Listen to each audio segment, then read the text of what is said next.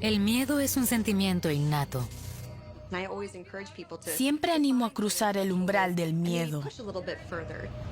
Muchas cosas desencadenan el miedo en los seres humanos. Nuestro cerebro no distingue entre miedo racional e irracional.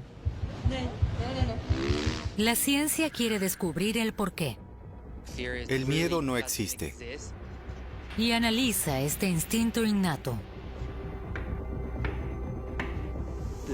Ese miedo a la muerte, saber que podría morir en cualquier momento, debe estar en otra parte del cerebro.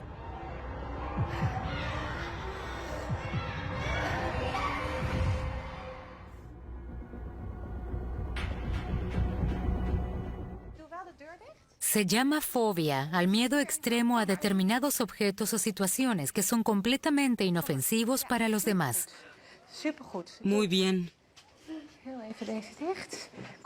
Lo está haciendo muy bien. Venga, lo sacaremos. Debido a una experiencia traumática de la infancia, Miriam Canitales tiene un miedo terrible a las gallinas.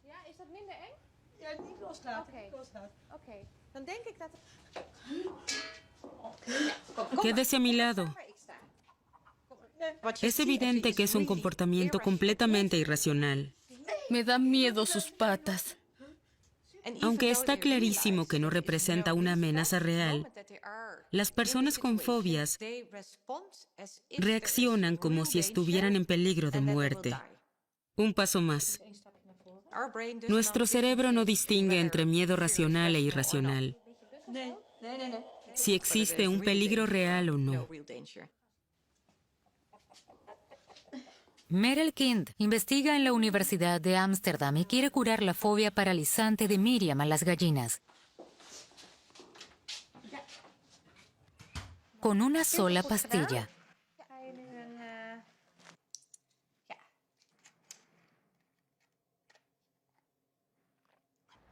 «24 horas después, Miriam vuelve a enfrentarse al objeto de su miedo. ¿Quién está ahí? ¿Cómo se siente? Relajada. ¿Relajada? ¿Cómo va? No siento nada. ¿Tiene miedo? No. ¿Y usted un poco? No. Sí, es emocionante que lo haya logrado. Llore tranquila. Está bien. La fobia de Miriam parece haber desaparecido por completo.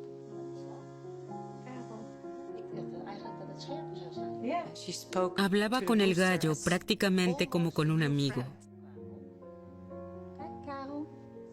El efecto fue realmente contundente.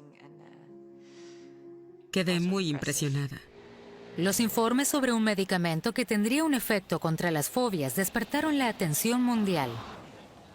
El beta bloqueante propranolol es en realidad un medicamento para la presión arterial alta. Sin embargo, en condiciones muy específicas, este ingrediente activo también bloquea los receptores cerebrales que habitualmente hacen que se almacenen una y otra vez los recuerdos del miedo. Como resultado, se modifica la memoria y ya no desencadena esa fuerte reacción de miedo. Se supone que las experiencias de gran amenaza y peligro se almacenan en el hipotálamo y son parte de los contenidos de la memoria más profundamente anclados. Son difíciles de borrar porque, en principio, sirven para que las personas eviten en el futuro ese tipo de experiencias para asegurar su supervivencia. El estrés masivo puede activar esos recuerdos de miedo con tanta fuerza que incluso señales inofensivas se clasifican como potencialmente mortales.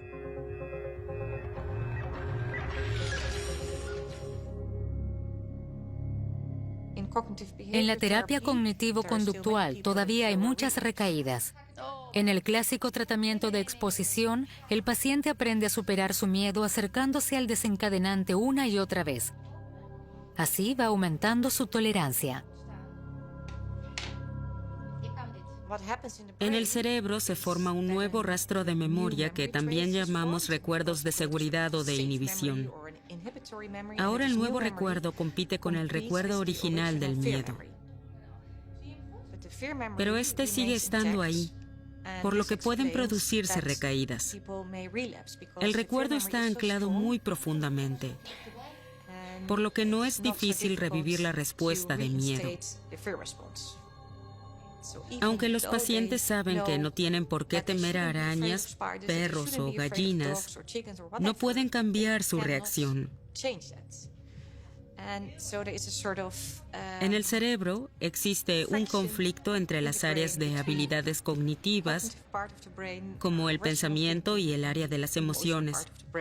Un verdadero desafío para la terapia.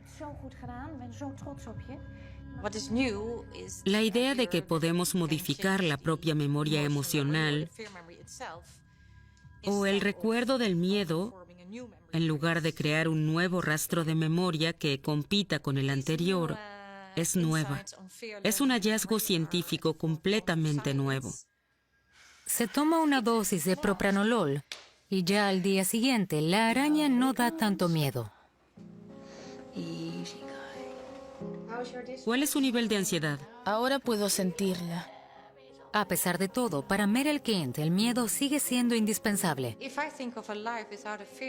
Una vida sin miedo se sentiría bastante vacía. Mi mayor temor es que le suceda algo malo a mis hijos. Por supuesto que no es una sensación agradable, pero es la otra cara de los sentimientos de amor y afecto que les tengo. Los trastornos de ansiedad se encuentran entre las enfermedades más comunes en todo el mundo. Las mujeres se ven afectadas con el doble de frecuencia que los hombres. Los trastornos más comunes incluyen fobias como la agorafobia, el vértigo, la claustrofobia o el miedo a las arañas. Trastornos de pánico con síntomas como miedo a la muerte. Trastornos de ansiedad social con timidez patológica. Y trastorno de ansiedad generalizada, que se expresa en constantes preocupaciones y miedos irracionales. ¿Por qué algunas personas sienten pánico al ver ciertos animales o abismos, mientras que otras parecen tan intrépidas? Kyle DeMelo es campeón canadiense de acrobacias en motocross. Con 3 años, tuve mi primera motocicleta de cross y andaba con ella a través de la quinta. Mis amigos construían pistas de salto cada vez más altas, largas y empinadas. Hay que prepararse los saltos a conciencia, porque las consecuencias pueden ser dramáticas. A Kyle no le intimida sufrir dolor, sentir miedo o que se rompa su moto. Enseguida vuelve a intentar un salto fallido.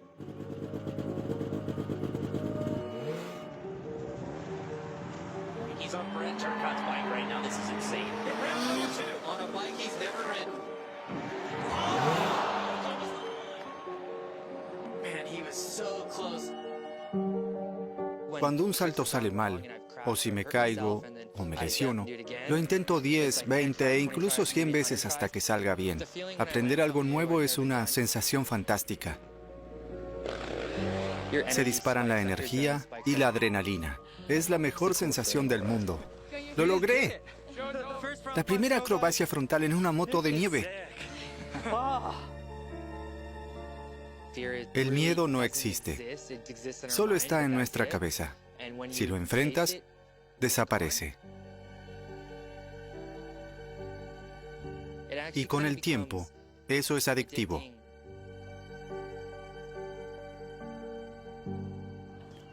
Kyle visita la Universidad Vanderbilt en Nashville. Allí el psiquiatra David Salt quiere descubrir cómo Kyle maneja el miedo y si siquiera conoce esta sensación. Antes quería dedicarme a hacer películas y componer bandas sonoras, pero no llegó a funcionar. Y ahora soy neurocientífico. Kyle se somete hoy a un examen de resonancia magnética especial. David Salt quiere mostrarle imágenes sangrientas. Verlas activa la misma región del cerebro que las amenazas reales.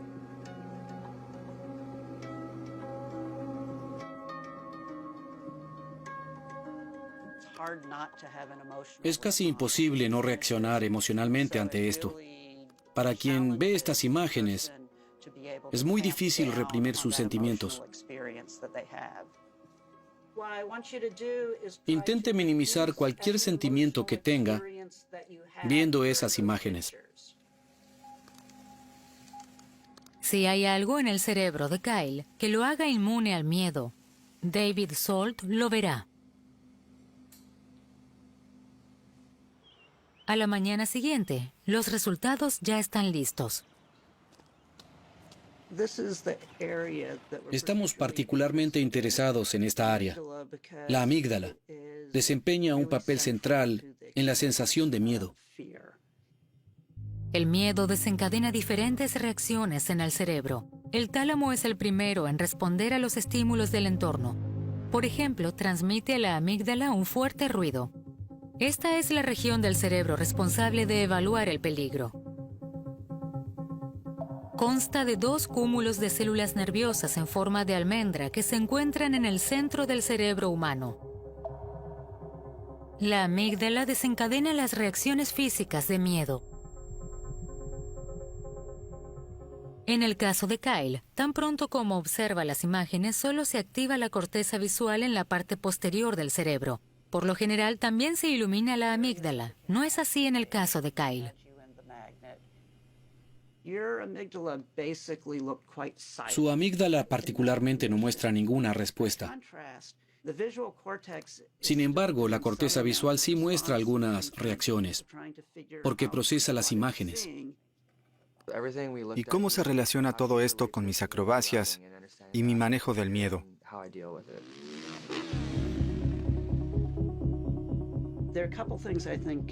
Hay algunos aspectos relevantes en su caso particular. Uno es que, desde luego, siente miedo por lo que podría suceder. Recuerdo que la primera vez que lo intenté después de las 2 caídas tenía miedo, estaba nervioso y temblaba. Pero muestra una gran capacidad de regular su amígdala, los circuitos que están involucrados en el miedo. Logra controlarlo tanto que es capaz de hacer las acrobacias y saltos. Enfrentar el miedo y superarlo le da a Kyle una ventaja adicional. Los deportistas extremos como él tienen altos niveles de dopamina, un neurotransmisor que inunda el cerebro con una sensación de recompensa.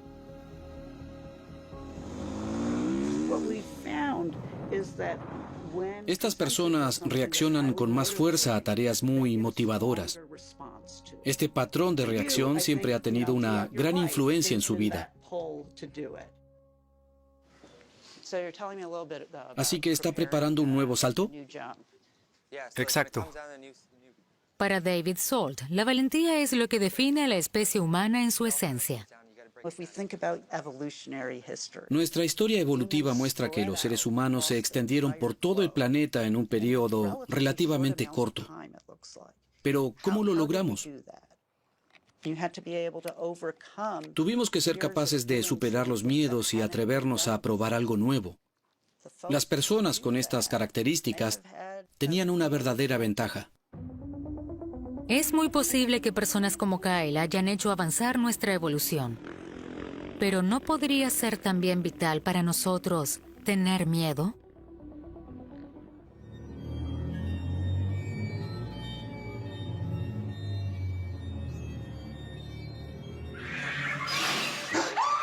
Ningún otro ser vivo disfruta de asustarse voluntariamente como lo hacemos los humanos. Choktoberfest es un parque de terror de 27 hectáreas. Aquí todo está embrujado. La socióloga Margie Kerr es experta en diseño de terror. Vino al Parque del Terror de Pensilvania y le explica al operador Patrick Konopalski la ciencia que hay detrás del miedo. Una mezcla finamente combinada de psicología y fisiología. Este espacio está muy bien diseñado. Aquí se manipulan intencionadamente recuerdos nostálgicos como muñecas y juguetes. Eso crea una disonancia en la percepción, pues están violando los recuerdos de nuestra infancia. Cosas que deberían hacernos felices, de repente provocan lo contrario.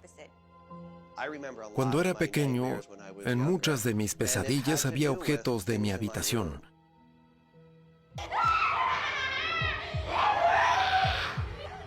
Ponemos actores reales entre los muñecos zombies.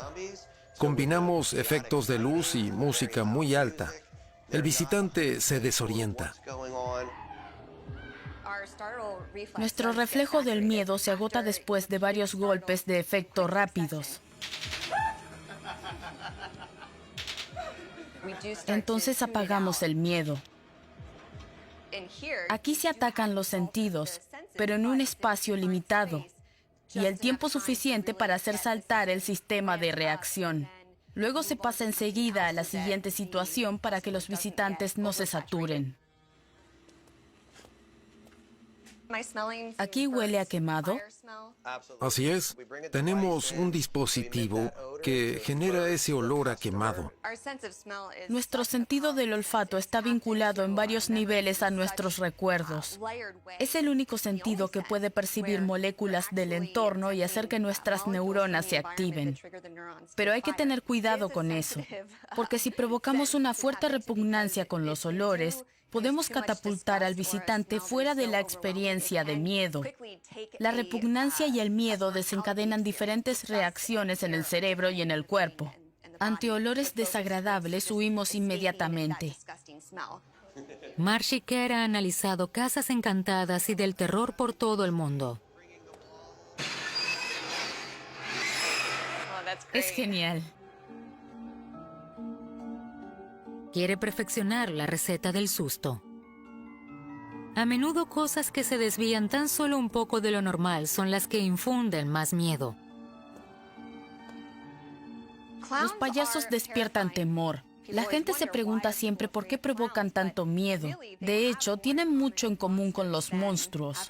El maquillaje hace que las expresiones faciales de un payaso sean muy difíciles de interpretar. Se pintan una sonrisa, pero las comisuras de la boca están oscurecidas hacia abajo. Por eso no podemos interpretar lo que el payaso está sintiendo o tramando, y eso desencadena una disonancia en el cerebro, un desconcierto. ¿Puedo confiar en esta persona o no? Son los monstruos perfectos.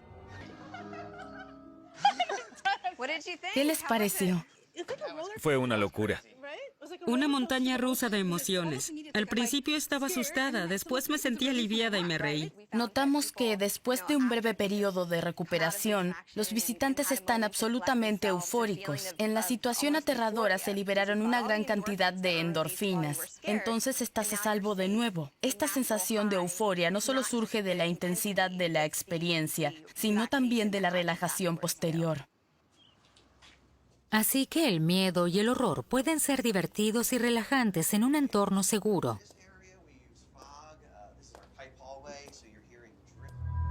Un dato que no ha escapado a los desarrolladores de juegos de computadoras.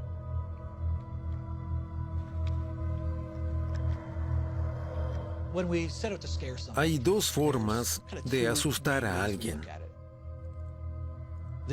La forma más fácil es con un momento de susto.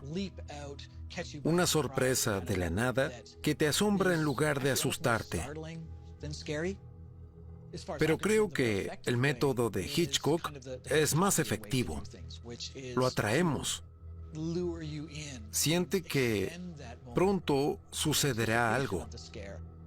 La amenaza y la tensión aumentan hasta que finalmente dice, ya es suficiente. Acabemos con esto. Brad Furminger ha desarrollado algunos juegos de terror muy conocidos y es profesor de diseño de juegos en el Brown College de Toronto. Actualmente asesora a estudiantes en el desarrollo de su juego Rebirth.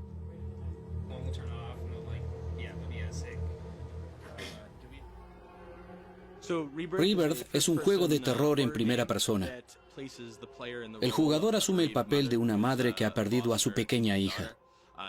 Quiere resucitar a la niña con un ritual oculto. Teresa Lynch utiliza juegos de ordenador para analizar el miedo en la Universidad Estatal de Ohio. Estos electrodos registran los valores de conductancia de la piel. Para ello envían un impulso eléctrico mínimo que se transmite de acuerdo con la cantidad de sudor en los pies. Teresa hace que su estudiante Alexis pruebe 2 juegos de terror para determinar los valores de miedo de los juegos. Teresa registra la frecuencia cardíaca, la conductancia de la piel y la expresión facial de la jugadora. De esta forma registra las 3 fases de la reacción de miedo, que en los videojuegos se producen de igual modo que en la vida real. Comienza con tensión. Por Dios, ¿qué es eso? En la segunda fase, el cuerpo se prepara para luchar o huir. Oh, no! No! Ese es un buen valor, hasta 0,82. La distancia entre las oscilaciones es ahora más corta y su frecuencia cardíaca se ha acelerado. Cuando se acerca la amenaza, comienza la fase de preparación para el ataque. Ahora debemos decidir si huir de la amenaza o luchar contra ella. No sé qué es eso. Oh, no. Yo no lancé nada. Salgamos de aquí. Eso la superó. Ahora estamos por encima de 1 en la escala, el cambio más significativo hasta ahora. Juego terminado. Lo que más interesa a los diseñadores de juegos es el efecto que han causado las sensaciones. Creemos que los estímulos visuales despiertan más miedo. Cuando percibimos estímulos acústicos, nuestra orientación funciona con mucha menos precisión. Los ruidos pueden aumentar la respuesta al miedo y la tensión, sin ser tangibles. Un pequeño estallido es todo lo que necesita. Cuesta poco, pero es muy efectivo. El mundo virtual nos enseña mucho sobre los mecanismos del miedo. Por eso a veces se usan para tratar fobias. Desde los 14 o 15 años, les tengo miedo a los balcones y a las salientes, a las alturas, y me avergüenza. Pero ahora estoy aquí para comprender la causa de mi miedo. Y sería genial si pudiera deshacerme de él. Prácticamente 1 de cada 3 personas sufre, como Michael Lampavedan, de miedo a las alturas. Observe, hay mucha altura. Y como no hay cornisa, uno puede caerse o incluso saltar. En la Universidad de Quebec, en Ottawa, hay un laboratorio de realidad virtual solo para pacientes con ansiedad. Primero póngase este dispositivo. Stephen Bouchard y su asistente, Alain Achard, acompañan a Michael durante la terapia. El sistema límbico, que en el cerebro es responsable de las emociones, se activa en 12 milisegundos. El área de pensamiento lógico siempre reacciona recién después. Es decir, cuando nos exponemos a estímulos virtuales, la parte emocional del cerebro reacciona como si fueran reales, aunque poco después nos demos cuenta de que no lo son. Con la terapia queremos fortalecer el control sobre esas emociones y generar confianza. Confianza en que está seguro, en que no se verá arrastrado a un abismo contra su voluntad, en que usted tiene el control y puede dar un paso atrás.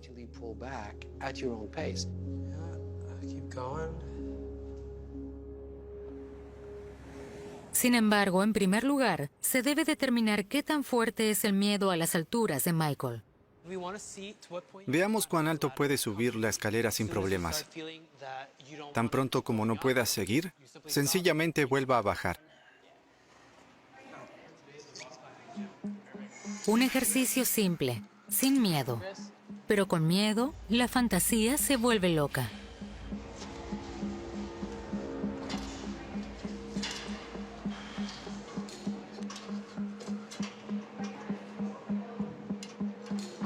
La escalera es estable, ¿cierto?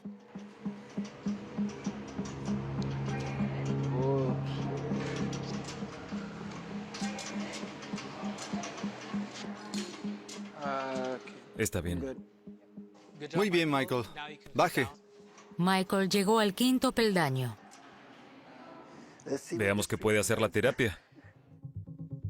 El miedo provoca 2 posibles reacciones en el cuerpo: huida o paralización. La amígdala envía una señal a las glándulas suprarrenales para que liberen las hormonas del estrés, adrenalina y cortisol. El hígado produce azúcar y la respiración se reduce. La adrenalina acelera los latidos del corazón y llena los músculos de sangre. Después de 12 milisegundos, el cuerpo está listo para huir o luchar. Si no sucede ninguna de las dos cosas, la reacción física provoca lo contrario. Los latidos del corazón disminuyen, los músculos se ponen rígidos. Uno se queda petrificado. Tome el joystick. Comencemos. En el laboratorio, Michael debe acercarse a un pozo virtual.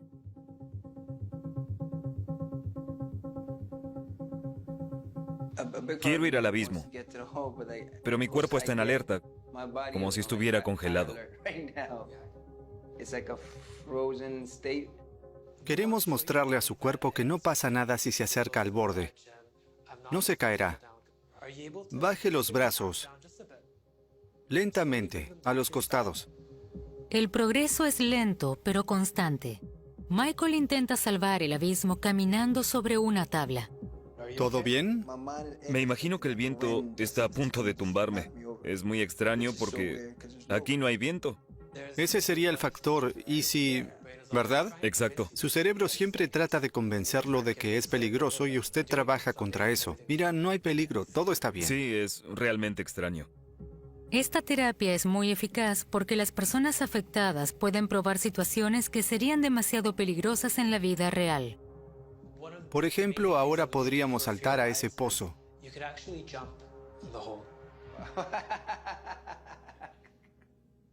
Cuanto más se atreva a hacer, menos miedo tendrá luego. Ya tenía una sensación de mareo, aunque todavía ni siquiera salté. A la cuenta de 3, Michael saltará al abismo. 1, 2. Tómese su tiempo. Quiero saltar, pero mi cuerpo está completamente rígido. Muy bien, vamos. 1, 2. ¡Lo hice! ¡Qué locura! Estamos en el suelo. ¿Cómo fue? Esta vez fue mucho más fácil. ¿Más fácil? Después de algunos saltos, Michael cree que puede controlar mejor el miedo. Por lo general, los pacientes pasan por 8 a 10 sesiones de terapia en el mundo virtual antes de notar alguna mejora. Pero Michael quiere saberlo ahora mismo.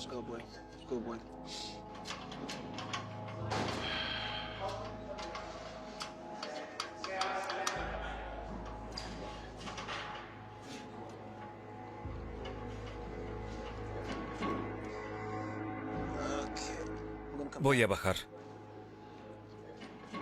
Ayer llegó al 5.º peldaño. ¿Sabe hasta dónde ha llegado hoy? No, Hasta el 9.º.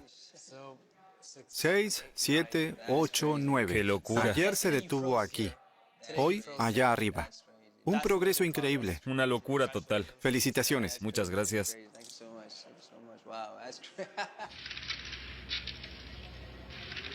Casi ninguna otra criatura es tan temida por los seres humanos como esta. Muchas personas les tienen miedo a las serpientes y arañas, aunque no suelen ser una amenaza en nuestro entorno actual. Esto muestra la gran importancia que deben haber tenido en la evolución. Quería saber por qué es así, y pensé en cómo podría investigarlo. David Rakison observa a bebés para ver qué tan temprano se instala el miedo en el cerebro. Hoy haremos un experimento con Maddie. Queremos comprobar cómo reacciona ante serpientes y arañas y cómo aprende sus características. Perfecto. ¿Estás lista, Maddie? Parece que sí. El bebé no debería tener miedo. David Rakison quiere saber qué despierta especialmente la atención en Maddie.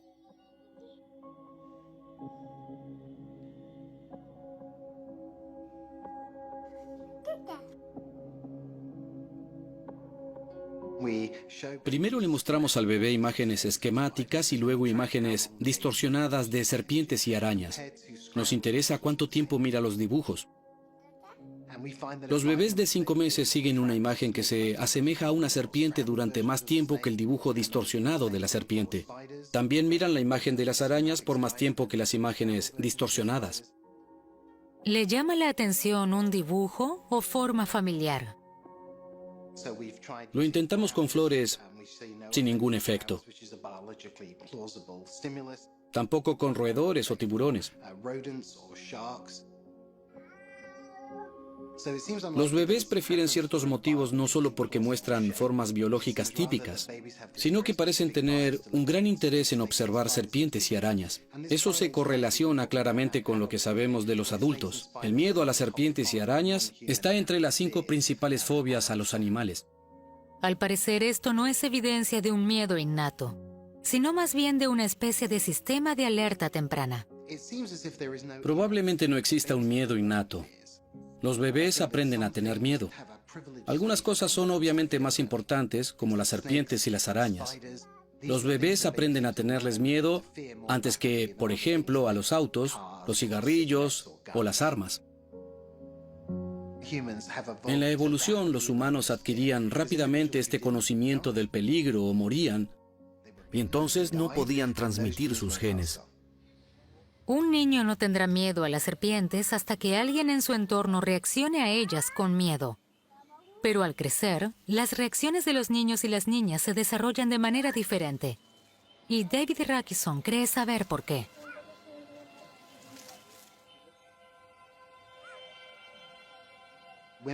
Las mujeres tienen 4 veces más probabilidades de temer a las arañas y serpientes.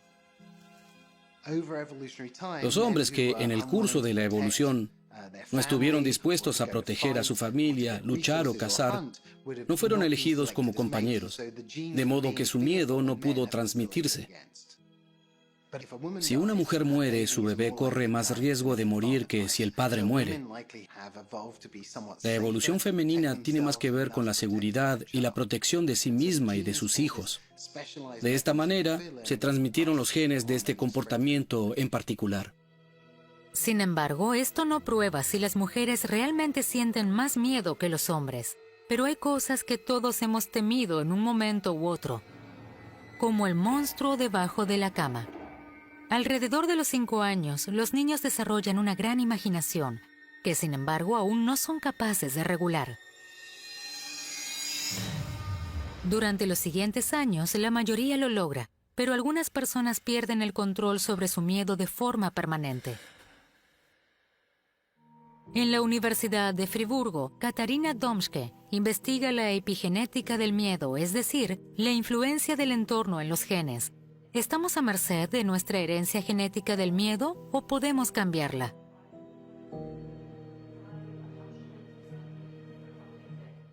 Cuando se desarrollan los trastornos de ansiedad, se asume que los factores biológicos interactúan con los biográficos, es decir, se combinan. A esto se lo denomina modelo de vulnerabilidad al estrés. En otras palabras, sabemos que por un lado existen factores biológicos como los factores de riesgo genéticos, redes neuronales distorsionadas, sistemas de neurotransmisores alterados y, por otro lado, la influencia de estresores, traumas, eventos en la vida que los afectados perciben como opresivos. Las experiencias traumáticas parecen afectar a los genes. Pruebas de laboratorio han demostrado que en los trastornos de ansiedad, ciertos genes de ansiedad son hiperactivos y ya no se regulan. Esta dinámica es lo emocionante de esta epigenética, porque la flexibilidad temporal de la epigenética permite que sea adaptativa, es decir, adaptable a las condiciones ambientales. La forma en que reacciono al estrés puede regularse a través de la epigenética, y a través de ella nuestros genes pueden exaltarse o atenuarse según lo que exija el entorno. En el mejor de los casos ser adaptativo, es decir, adaptable. En el peor de los casos, y entonces relevante para la enfermedad, desadaptativo. El área de investigación del psicólogo Christian Klesse son los trastornos de pánico. En los afectados, el miedo surge de la nada en forma de ataques de pánico regulares, con síntomas como palpitaciones, dificultad para respirar y miedo a la muerte. Un fenómeno en esto es el miedo al miedo. Antes de que se produzca una posible situación, anticipo a menudo síntomas físicos. Y otra cosa es que los pacientes que sufren de pánico suelen observar su cuerpo todo el tiempo. ¿Qué pasa con el corazón? ¿Qué hay de las manos? ¿Estoy sudando? ¿Estoy temblando? ¿Me siento mareado? Esto significa que vigilan constantemente su cuerpo para ver si hay signos de miedo o nerviosismo, lo que conduce a un proceso de alta oscilación al pánico. En la terapia, los afectados aprenden que los síntomas físicos casi nunca son signos de una muerte cercana, sino meras reacciones a la actividad física, estímulos externos o respiración superficial. Lo bueno es que la psicoterapia parece tener una influencia directa sobre la metilación, es decir, la capacidad de regular los genes hiperactivos del miedo. En una muestra de pacientes con trastorno de pánico, pudimos ver que la metilación de cierto gen se normalizó a través de una psicoterapia exitosa. Aquí pueden ver que la metilación aumentó significativamente después de la psicoterapia. El miedo puede estar anclado en nuestro código genético, pero eso no significa que los seres humanos estemos indefensos ante él. Muchos de los afectados sueñan con una vida sin miedo. En los Estados Unidos vive una mujer que ha perdido este sentimiento humano innato.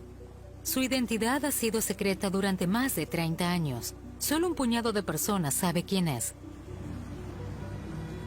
Su caso fue fundamental para comprender cómo funciona el miedo en el cerebro. El neurocientífico Justin Feinstein la conoció.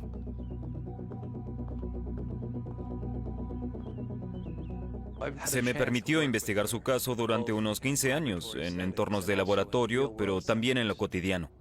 Él la llama paciente SM. Ella está completamente libre de miedos porque le falta una parte del cerebro. Es una de las pocas personas en este planeta que vive sin amígdala. El motivo es que sufre del síndrome de Urbach-Witte. Por razones aún desconocidas, con esta enfermedad la amígdala se calcifica en ambos lados del cerebro. Y eso es exactamente lo que le sucedió a la paciente SM. Vive en una zona con muchos narcotraficantes y los denunció a la policía. No quería tener a esa gente en su vecindario. Un día estaba sentada en la puerta de su apartamento. Se le acercó un extraño, le apuntó con una pistola a la cabeza y gritó ¡Bang! Y huyó. 20 minutos después de este incidente, la policía llamó a su puerta. Un vecino los había llamado. Estaban bastante preocupados. Los policías querían saber quién fue y qué sucedió. Ella estaba sorprendida de que hubiera ido la policía. No se había dado cuenta de que aquella situación podía haber sido peligrosa. Esta rara enfermedad finalmente podría darle pistas a la ciencia sobre cómo funciona el miedo en el cerebro. Justin Feinstein intentó durante años despertar el miedo en SM. Nada funcionó, ni siquiera la película más aterradora.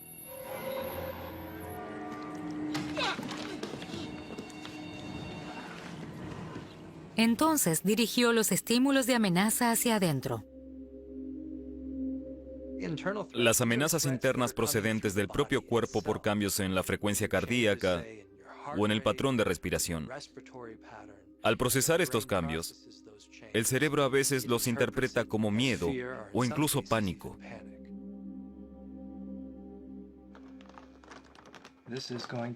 Con esto medimos la frecuencia cardíaca y la saturación de oxígeno.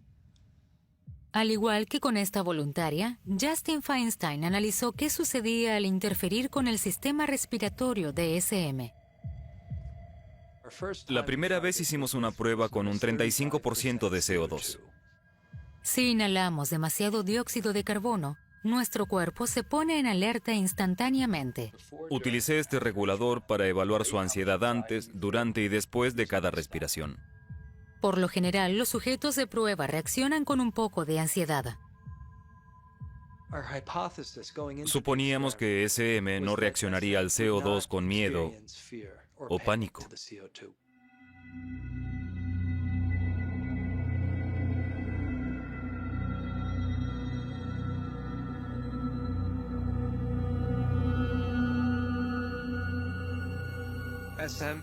SM solo dio una profunda inspiración de CO2 y encontramos su talón de Aquiles. Una respuesta de miedo inmediata. Según dijo, el miedo más intenso que jamás había sentido. Eso me abrió los ojos por completo. Creo que parecía un ciervo viendo los faros de un auto. Con esa única bocanada, la ciencia aprendió que la amígdala no es el único centro del miedo en el cerebro. El miedo a la muerte no requiere necesariamente de una amígdala. Se encuentra en alguna otra parte del cerebro. Ahora queremos encontrar este nuevo camino y seguir explorándolo. Gracias a la investigación con la paciente SM, Justin Feinstein desarrolló una hipótesis sobre la evolución del miedo humano. Lo que me fascina es que SM ha vivido medio siglo sin amígdala.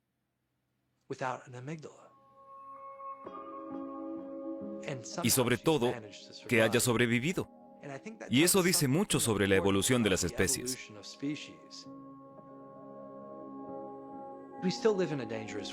Nuestro mundo sigue siendo peligroso. Y siempre habrá amenazas. Pero nuestra sociedad satisface todas las necesidades básicas para la supervivencia. En un mundo sin leones ni tigres de dientes de sable, el sentimiento innato del miedo podría volverse superfluo en algún momento. Pero aún no hemos llegado tan lejos.